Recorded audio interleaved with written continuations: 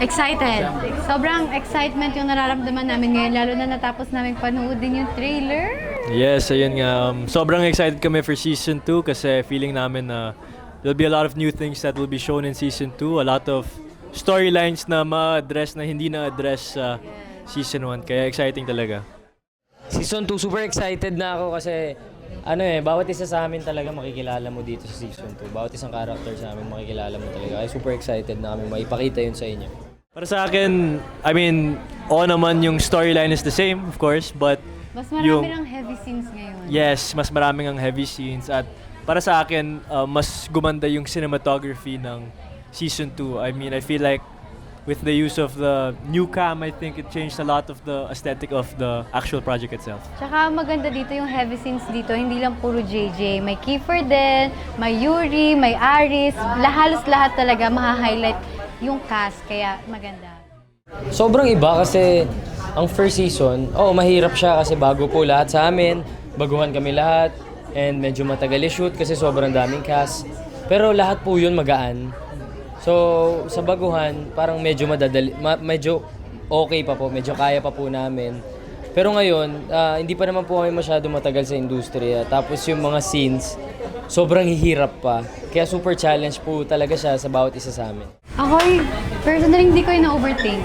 Kasi the more na ina-overthink ko, mas nape-pressure ako, tas mas hindi ko nagagawa. So, kagaya na ginagawa ko nung season 1, mas ina-enjoy ko lang at mas feel ko talaga kung ano yung nangyayari sa scene.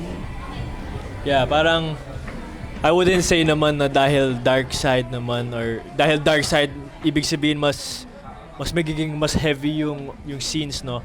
Para sa akin naman, I think really the conflicts talaga of what happens in book 2 are on its own, they're heavy, but you know, it's important not to really dwell sa mga eksena natin para hindi kami ma-pressure, 'di ba? So, ayun.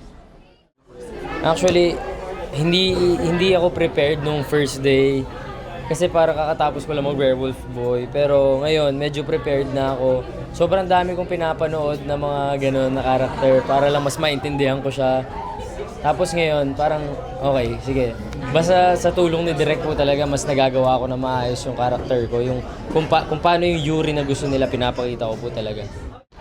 Shift naman in terms of yung character, I don't think so naman. Talagang feeling ko, same din. Same. Ang nag-iiba lang is, mas malalaman mo lang yung backstories, yung saan sila nagagaling, and what they're think. Mas lalo kung anong iniisip nila. I think that's Mas the... naiintindihan nila ngayon kung bakit ganun yung mga characters nung season 1. Yes. Pero overall, hindi naman sila nagbabago. It's really just almost the same gist as season 1 kasi in the story naman, it was only a couple months that passed since season 1. So, ayun. Oo, maninibago po talaga sila kasi parang ngayon parang makikita nyo na yung tunay na ugali ni Yuri ba? Parang makikita mo kung gaano siya manipulative, tapos sinasagot-sagot na niya si JJ, parang gano'n. Yun po. Gusto ko maramdaman nila kung ano yung nararamdaman ng character mismo. Yun, tama yung sinabi niya. That's perfect. Sure ako na mararamdaman ng audience pag napanood nila yung season 2 na Mutya. Actually, ang gusto ko maramdaman nila pag napanood nila yung season 2 na Mutya is mainis sila sa akin. Mainis sila kay Yuri. Ibig sabihin nun, nagawa ko na maayos yung character ko.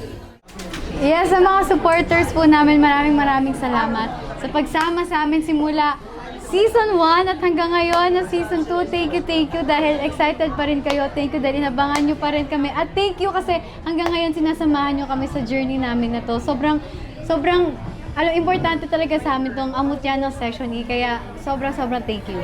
Yes, and of course, without the support of all of you, we really wouldn't be here today.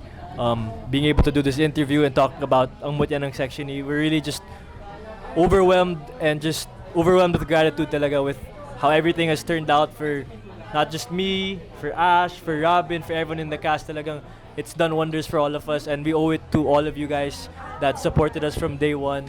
And that's why we continue to want to show you a project that you will enjoy this season 2. So ayun po. Ayun, sa mga excited po manood na season 2 na ang Mutya ng Section E, malapit na po yan. December 4 po sa Vivo One. Ayun po, kita-kita po tayo ulit.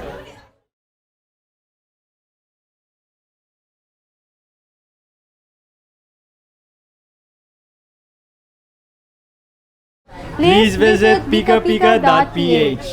Ayun po, please visit pikapika.ph.